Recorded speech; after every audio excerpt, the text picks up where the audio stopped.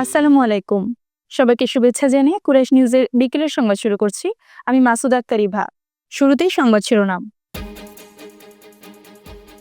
শপথ নিলেন আপিল বিভাগে নিয়োগ পাওয়া 2 বিচারপতি। বিশেষ অবদানের জন্য স্বাধীনতা পুরস্কার পেলেন 7 জন। বাংলাদেশে এখনো ন্যায়ভিত্তিক সমাজ প্রতিষ্ঠা করা যায়নি, মন্তব্য প্রধান উপদেষ্টার। এবং তামিম ইকবাল আপাতত শঙ্কামুক্ত, পরিবার চাইলে ঢাকায় নিতে পারবেন জানিয়েছেন হাসপাতাল কর্তৃপক্ষ। এবারে বিস্তারিত। শুরুতেই জাতীয় প্রসঙ্গ। জাতীয় পর্যায়ে গৌরবোজ্জ্বল ও কৃতিত্বপূর্ণ অবদানের স্বীকৃতি হিসেবে 7 জন বিশিষ্ট ব্যক্তিকে 2025 সালের স্বাধীনতা পুরস্কার তুলে দিয়েছেন অন্তর্বর্তীকালীন সরকারের প্রধান উপদেষ্টা অধ্যাপক ডক্টর মোহাম্মদ ইউনূস। মঙ্গলবার সকালে রাজধানীর ওসমানী স্মৃতি মিলনায়তনে এই পদক তুলে দেওয়া হয়।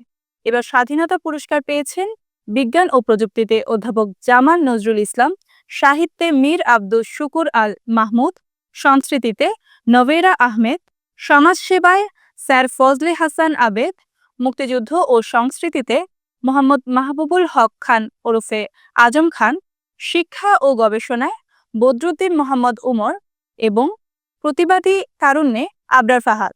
উল্লেখ্য, 1977 সাল থেকে বিশেষ অবদানের জন্য এই পুরস্কার দেয়া হচ্ছে। এ পর্যন্ত 331 জন বিশিষ্ট ব্যক্তিকে দেয়া হয়েছে এ পুরস্কার। 1971 সালে স্বাধীনতা যুদ্ধের উদ্দেশ্য ছিল একটি ন্যায়ভিত্তিক সমাজ প্রতিষ্ঠা করা, যেখানে আইনের শাসন থাকবে, মানুষের মৌলিক মানবাধিকার নিশ্চিত হবে এবং একটি বৈষম্যহীন সমাজ প্রতিষ্ঠিত হবে। কিন্তু স্বাধীন বাংলাদেশে এখনো ন্যায়ভিত্তিক সমাজ প্রতিষ্ঠা করা যায়নি। মঙ্গলবার সকালে রাজধানীর ওসমানী স্মৃতি মিলনায়তনে স্বাধীনতা পুরস্কার প্রদান অনুষ্ঠানে অন্তর্বর্তী সরকারের প্রধান উপদেষ্টা অধ্যাপক ডক্টর মোহাম্মদ ইউনূস এসব কথা বলেন। স্বাধীনতা যুদ্ধে সব বীর শহীদ ও মুক্তিযোদ্ধাদের গভীর শ্রদ্ধার সঙ্গে স্মরণ করেন তিনি। প্রধান উপদেষ্টা বলেন, দীর্ঘদিন ধরে এদেশের মানুষকে তাদের ভোটাধিকার থেকে বঞ্চিত করা হয়েছে। দুর্নীতি, লুটপাটতন্ত্র ও গুম-খুনের রাজত্ব চালিয়ে দেশে একটি ফ্যাসিবাদী ব্যবস্থা কায়েম করা হয়েছে। জুলাই গণ অভ্যুত্থানে শহীদ ও আহতদের শ্রদ্ধার সঙ্গে স্মরণ করে তিনি বলেন, তাদের আত্মত্যাগের কারণে আমরা একটি নতুন বাংলাদেশ গড়ার স্বপ্ন দেখার সুযোগ পেয়েছি। এই সুযোগ আমরা কোনো ক্রমেই বৃথা যেতে দেব না।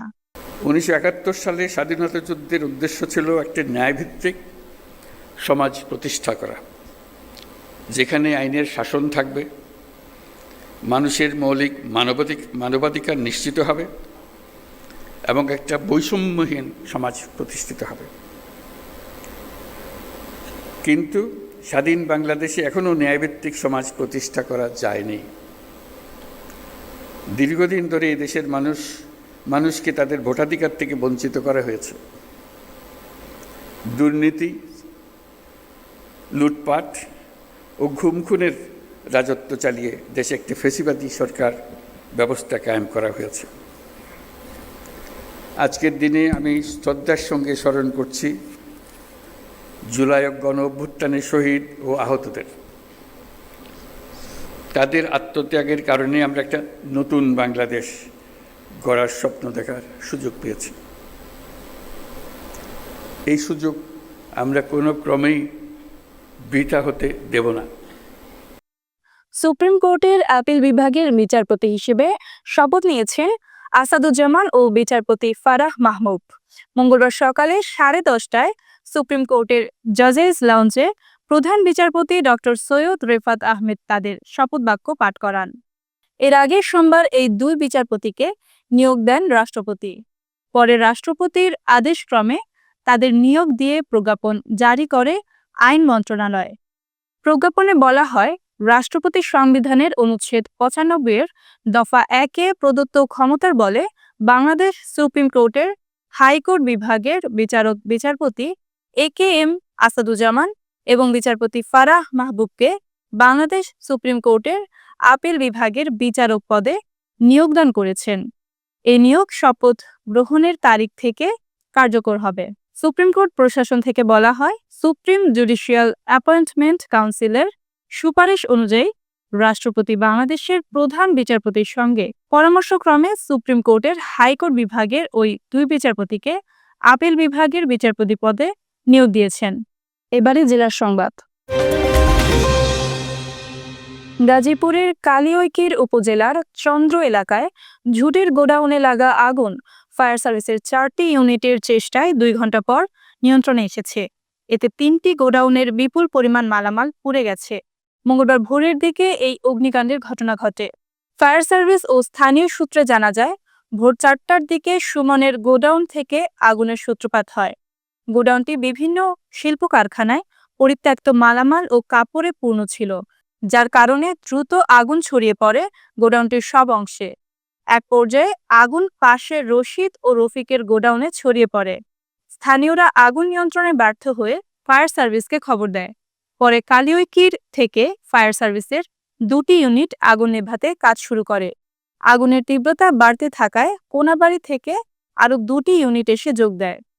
এবারে আন্তর্জাতিক প্রসঙ্গ। মধ্যরাত থেকে ভোর পর্যন্ত গাজায় হামলা চালিয়ে অন্তত 20 ফিলিস্তিনিকে হত্যা করেছে দখলদার ইসরায়েল। মঙ্গলবার সকালে কাতার ভিত্তিক সংবাদ মাধ্যম আল জাজিরা এ তথ্য নিশ্চিত করেছে। যুদ্ধবিরতি উপেক্ষা করে গত 18 মার্চ গাজায় নতুন করে ধ্বংসযজ্ঞ শুরু করেছে নেতানিয়াহু বাহিনী। মার্কিন মদদে সেই হামলায় এখন পর্যন্ত প্রায় 700 জনের মৃত্যু হয়েছে, যাদের মধ্যে অন্তত 400 জন নারী ও শিশু। হামাসের বেশ কয়েকজন শীর্ষ কর্মকর্তারাও হামলায় নিহত হয়েছেন।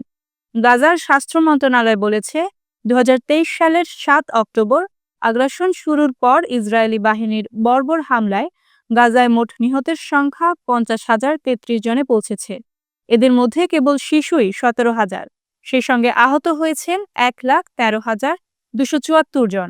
এছাড়া দখলদারদের হামলায় হাসপাতাল, স্কুল, শরণার্থী শিবির, মসজিদ, গির্জা সহ হাজার হাজার ভবন ক্ষতিগ্রস্ত বা ধ্বংস হয়ে গেছে। ইসরায়েলি আগ্রাসনের লাখ লাখ বাসিন্দা তাদের বাড়িঘর ছাড়তে বাধ্য হয়েছেন। জানাবো খেলার খবর। তামিম ইকবালকে নিয়ে শঙ্কা আপাতত অনেকটাই কেটে গেছে। খেলার মাঠে হার্ট অ্যাটাক করে চরম সংকটাপন্ন অবস্থায় পড়া জাতীয় দলের সাবেক অধিনায়কের অবস্থার উন্নতি হয়েছে। মঙ্গলবার দুপুরে সাভারের ফজিলাতুন্নেসা মুজিব কেপিজি স্পেশালাইজড হাসপাতালের মিডিয়া পরিচালক ডক্টর রাজীব হাসান সংবাদ সম্মেলনে এমনটাই বলেন। গতকাল জরুরি ভিত্তিতে হার্টে স্ট্যান্ড বসানোর পর তাকে নিবিড় পর্যবেক্ষণে রাখা হয়েছিল। চিকিৎসকরা বলেছিলেন, আগামী কয়েক ঘন্টা বেশ গুরুত্বপূর্ণ। একদিন পেরিয়ে যাওয়ার পর এবার তারা জানালেন, ক্রিটিক্যাল পিরিয়ড পেরিয়ে তামিম এখন অনেকটাই সুস্থ আছেন। সংবাদ সম্মেলনে পরিচালক ডক্টর রাজীব হাসান জানান, পুরোপুরি না হলেও এই ক্রিটিক্যাল পিরিয়ড পেরিয়ে এসেছি আমরা। উনি এখন সুস্থ আছেন, খাওয়া দাওয়া করছেন, সবার সঙ্গে কথা বলছেন। ওনার পরিবার চাইলে এখান থেকে রিলিজ করে ঢাকায় নিয়ে যেতে পারবেন। তামিম কিন্তু এই যে স্টেন্টিং করে দিয়েছে, এটা সাংঘাতিক ভালো কাজ, বুঝলাম। তার যে কার্ডিয়াক অ্যারেস্ট হয়েছিল, যে ডাক্তারগুলো তাকে আধা ঘন্টার মতো যে সিপিআর দিয়েছে, সেটা যদি না দিত আজকে তার এলভি ফাংশন ভালো থাকতো না, আজকে তার ব্রেন ড্যামেজ হয়ে থাকতো। It is so important. আমি আপনাদেরকে এই মেসেজটা দিতে চাই যে এই কার্ডিয়াক সিপিআর যেটা আমার ইন্টারপ্রেট করতে, এই বেসিক জিনিসটা আমাদের স্কুল কলেজে শেখানো উচিত। স্কাউট আন্দোলন কিন্তু শিখাতো, এখন স্কাউটদের কোনো কোথাও কিছু আমরা দেখি না। সংবাদ শেষ করব বিনোদন অঙ্গনের খবর দিয়ে। অবশেষে প্রদর্শনী শেষে আপত্তি জানিয়েছে সেন্সর বোর্ড। আর ঈদ উল ফিতরে মুক্তি দেওয়ার কথা ছিল শাকিব খান অভিনীত বরবাদ সিনেমাটি, আর তাই সোমবার সিনেমাটি জমা হয় চলচ্চিত্র সার্টিফিকেশন বোর্ডে প্রদর্শনীর জন্য। তবে প্রদর্শনী শেষে আপত্তি জানিয়েছে বোর্ড। দেয়া হয়েছে কিছু সংশোধনী। খবরটি নিশ্চিত করে বাংলাদেশ চলচ্চিত্র সার্টিফিকেশন বোর্ডের অন্যতম সদস্য নির্মাতা কাজী হায়াত বলেন, সোমবার ছবিটি দেখা হয়েছে, ভায়োলেন্সে আপত্তি জানানো হয়েছে, কিছু কাটিং আছে, তাদের সময় দেওয়া হয়েছে সংশোধন করে জমা দিলে মঙ্গলবার সেন্সরে আবার কাটিংটা দেখে কালকের মধ্যে সার্টিফিকেট প্রদান করবে। এই সিনেমায় শাকিব খানের সঙ্গে জুটি বেঁধেছেন কলকাতার ইধিকা পাল। এখানে আরও অভিনয় করেছেন মামুনুর রশিদ, যিশু সেনগুপ্ত, মিশা সেনগুপ্ত, শহীদুজ্জামান সেলিম, ফজলুর রহমান বাবু, ইন্তেখাব দিনার প্রমুখ। সংবাদ শেষ করার আগে সংবাদ শিরোনামগুলো আরও একবার। শপথ নিলেন আপিল বিভাগে নিয়োগ পাওয়া 2 বিচারপতি। বিশেষ অবদানের জন্য স্বাধীনতা পুরস্কার পেলেন 7 জন। বাংলাদেশে এখনো ন্যায়ভিত্তিক সমাজ প্রতিষ্ঠা করা যায়নি, মন্তব্য প্রধান উপদেষ্টার। এবং তামিম ইকবাল আপাতত শঙ্কামুক্ত, পরিবার চাইলে ঢাকায় নিতে পারবেন জানিয়েছেন হাসপাতাল কর্তৃপক্ষ। দর্শক, এতক্ষণ সাথে থাকার জন্য ধন্যবাদ। সবশেষ সংবাদ দেখতে চোখ রাখুন কুরাইশ নিউজের পর্দায় অথবা ভিজিট করুন www.qurayshnews.com। কুরাইশ নিউজের পরবর্তী সংবাদ দেখার আমন্ত্রণ জানিয়ে আপনাদের কাছ থেকে এখনকার মতো আমি মাসুদ আক্তার ইভা বিদায় নিচ্ছি। আল্লাহ হাফেজ।